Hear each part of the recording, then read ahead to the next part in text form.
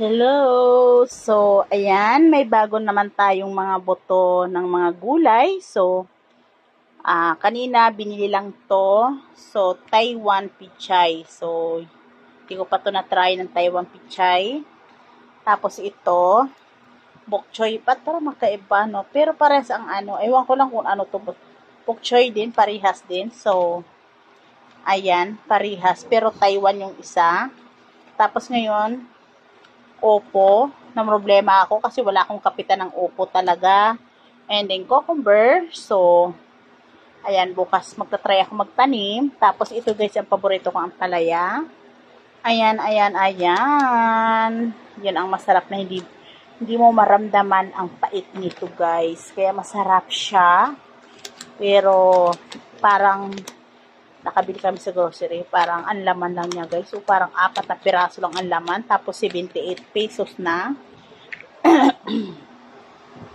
Ayan guys, 78 pesos. Ayan. Tapos, itong pichay ko guys. So, nakapagtanim na ako nito. Nakapag-harvest na talaga ako niyan. Harvest na ako dyan. And then, syempre, meron akong okra.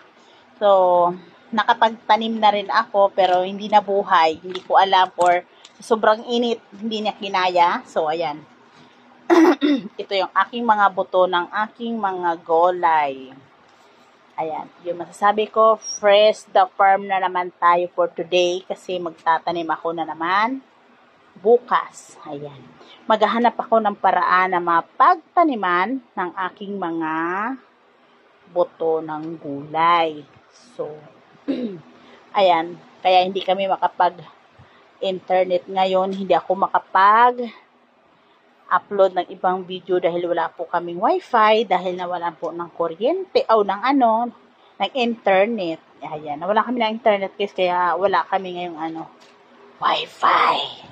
wifi, ayan. Ayan, kung makikita nyo ang aking buto ng gulay. Ayan. Pero guys, parehas siya bok choy. Pero magkaiba yung niya, galing to Taiwan. Ito wala naman to kung saan to galing, Pinas or ano. Ayan. Tapos ito. So, ready tayo bukas magtanim ito guys. Ready na ako.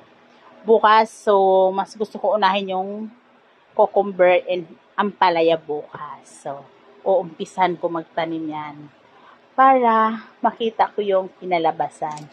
At makikita rin nyo nito pag halimbawa magsiging success ang pagtanim ko nito. So, maganda ang bunga. So, update ko kayo guys. Makikita naman ninyo kapag nag-harvest naman ako nito guys. Ayan. Yung ang aking mga gulay. Fresh the farm na naman tayo. Lahat fresh na fresh pag nag-harvest.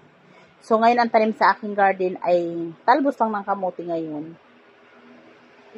Talbos ng kamote, tapos bell pepper. So, kaka-harvest ko lang ng pichay at bok choy. Pak choy pala. Pak choy. Ay, sorry. Pak choy pa pala to. Okra, pichay, pak choy, oppo, cucumber, ampalaya. Wala naman ito nakalagay kung ano to, no? Pero, ampalaya siya. Ayan, pichay man to, pero Taiwan. Pichay siya guys, pero Taiwan pichay. Ayan. Pero, kung tutusin guys, parehas lang naman din. Tingnan nyo siya guys, parehas ang dalawa, pero magkaiba. Or baka tawag sa kanila ay pichay. Ayan. Ayan. Ready na ako bukas magtanim ito. Maghahanap na naman tayo ng ng lupa para maganda ang kinalabasan ng pagtubo ng ating mga tanim. Gagawa ko ng paraan. Ayan.